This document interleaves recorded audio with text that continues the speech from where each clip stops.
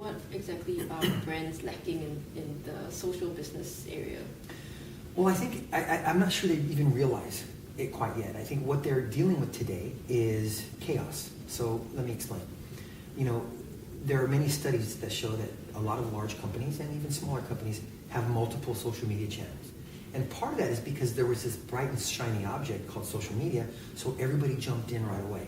You had marketing, you had PR, you had product organizations, you had different regions or countries who were managing social media, and everyone began to create these channels without planning.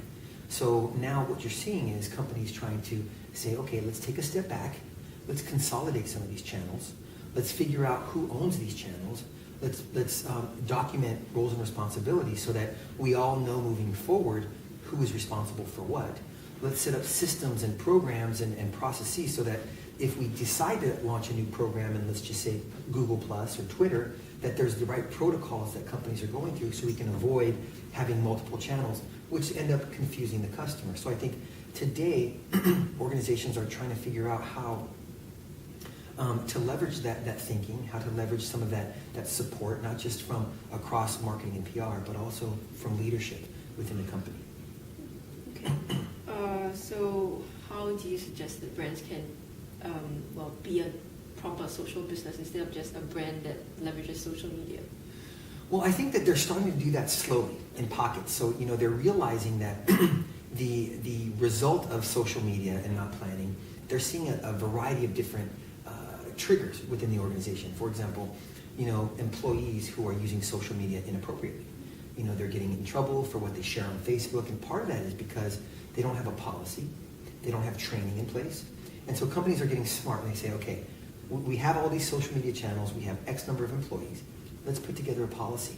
And the policy is going to help our employees and our marketing teams learn how to engage and learn how to and really behave on the internet. Because social media is still new. It's been around for 6-7 years, but if you look at it from a helicopter perspective, it's still kind of a brand new channel, and we're learning.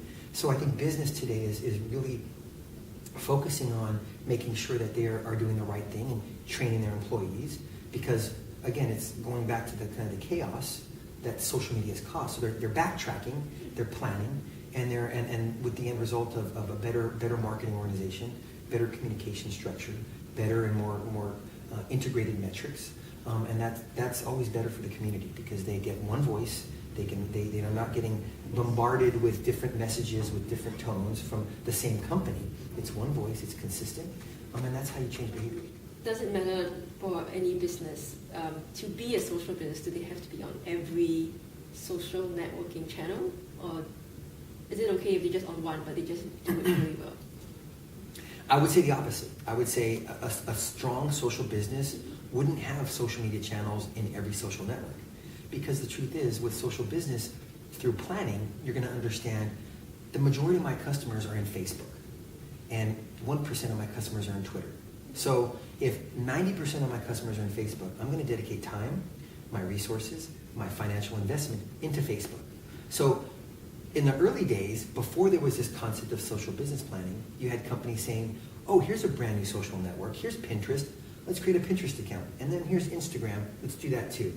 Let's create multiple Twitter accounts based on products. And let's create multiple Facebook pages. And now they're stressed out because they have all these channels. They have all these disjointed communities.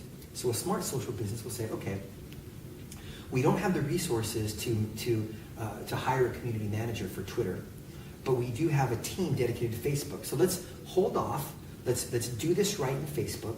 Let's establish some wins and best practices.